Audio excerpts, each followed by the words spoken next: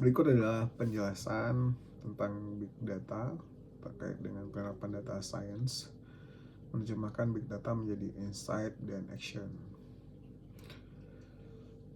Contoh penerapan dengan memprediksi risiko pasien dan optimalisasi perawatan di rumah sakit. Berikut contoh bagaimana konsep data science mengubah Big Data menjadi insight dan action di sektor kesehatan. Latar belakang dari permasalahan yaitu di sini adalah sebuah rumah sakit besar yang ingin mengurangi tingkat readmission ataupun pasien kembali dirawat dalam waktu 30 hari setelah pulang yang mencapai 15%. Readmission ini ingin dapat meningkatkan biaya operasional dan risiko kesehatan pasien. Proses penerapan data science yang pertama adalah pengumpulan data data resource, yaitu volume data dari 500 rekam medis pasien, 10.000 dari laporan sensor IoT wearable device, dan catatan dokter dalam bentuk teks. Kemudian variety terstruktur, yaitu hasil lab, riwayat obat, demografi pasien. Yang tidak terstruktur, catatan dokter, teks, dan gambar radiologi. Dan semi terstruktur, data sensor jantung. Kemudian dari velocity, data real time dari wearable device, misalnya detak jantung abnormal. Yang kedua adalah analisa data dalam pembuatan model. Teknik yang digunakan adalah machine learning, model klasifikasi seperti EXBOS untuk memprediksi pasien berisiko tingkat readmission. NPL, Natural Language Processing, mengekstrak informasi dari catatan dokter, misalnya pasien sesak bernafas. Clustering dengan mengumpulkan pasien berdasarkan pola gejala dan respon pengobatan. Insight yang dihasilkan, pasien dengan kondisi diabetes dan tekanan darah tinggi memiliki risiko readmission 40% lebih tinggi. 70% pasien tidak dapat memfollow up telepon dalam 3 hari setelah pulang dan cenderung kembali ke rumah sakit. Action yang diambil dengan mempersonalize care plan. Di sini pasien berisiko tinggi dapat mengunjungi perawat ke rumah, kemudian juga pengingat obat seperti aplikasi.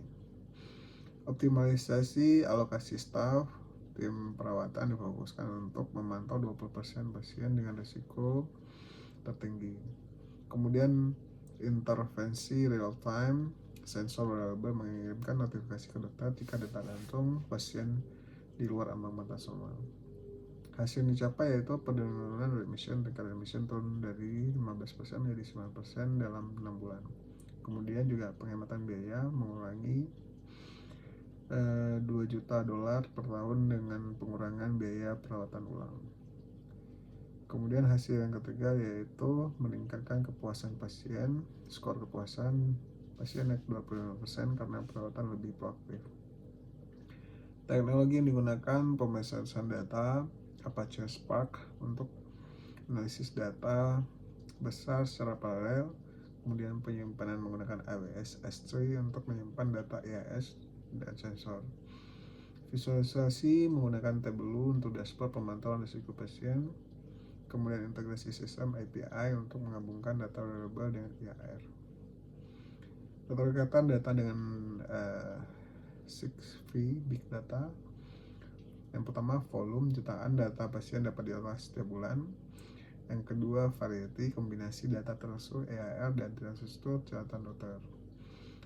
Velocity, data sensor diproses real time untuk deteksi dini. Velocity, validasi data sensor untuk memastikan keutuhan.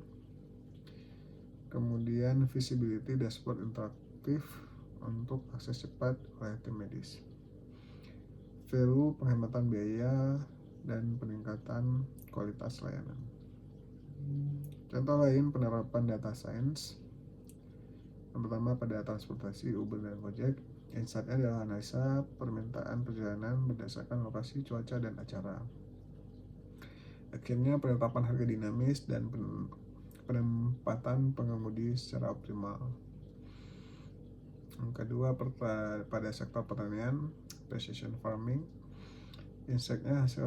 Insight-nya prediksi hasil panen berdasarkan data sensor tanah dan cuaca.